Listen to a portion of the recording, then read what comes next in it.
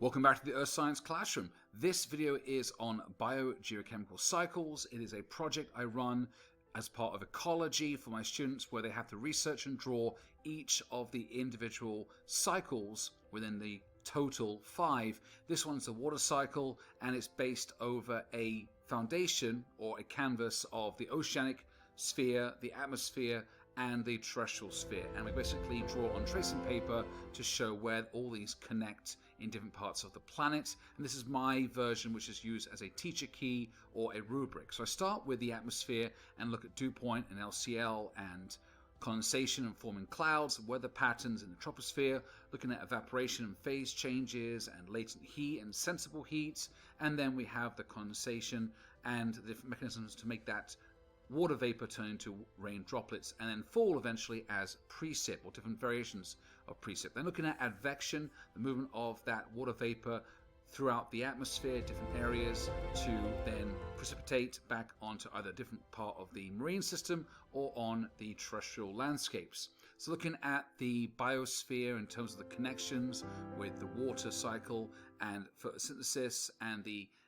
use and uptake of water through surface layers and surface runoff and lakes and streams and ponds, and also looking at the infiltration and percolation of water into the soil and rock layers on the terrestrial sphere.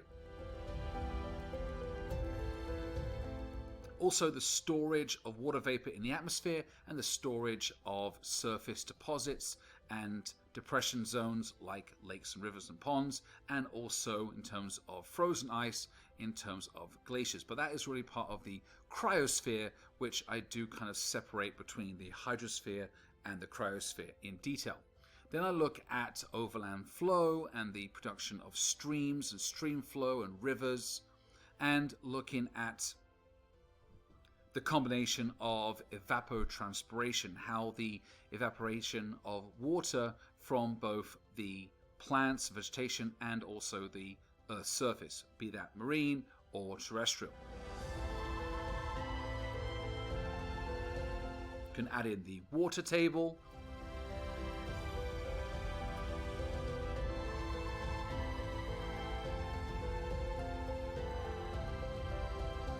we can add in the flow of groundwater from deep within the Earth's crust in terms of the rock layers and the porosity and the bedding planes and the joints and how certain rock layers will have more porosity and space compared to others, and the flow of water with gravity through the terrestrial landmass back into either a river or stream or eventually into the oceans.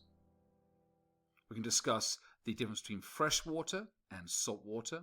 The average concentration of salt in the oceans will be around 3.5% salt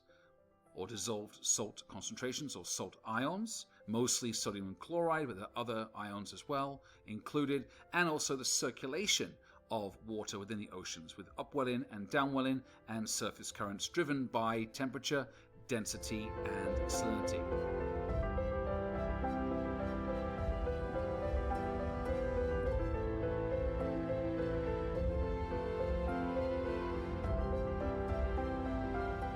Now adding in an aquifer, the storage of water within the rock layers, and it can also involve karst environments in terms of the water dissolving the rocks through chemical weathering very slowly through weak acids like carbonic acid, which is a combination of CO2 and water in the atmosphere and the soils, being able to dissolve and create voids and cavities within the rock layers of certain environments, creating caves and caverns and sinkholes and also shafts.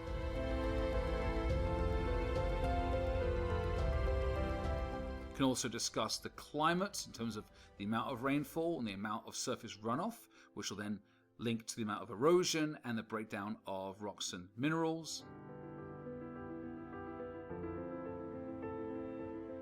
And the process of water does, or the function of water within soils in terms of cation and colloids and the process of moving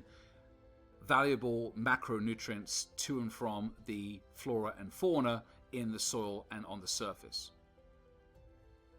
and discussing the obvious 3 states of matter that water occupies on this planet, both as a solid, a liquid, and as a gas.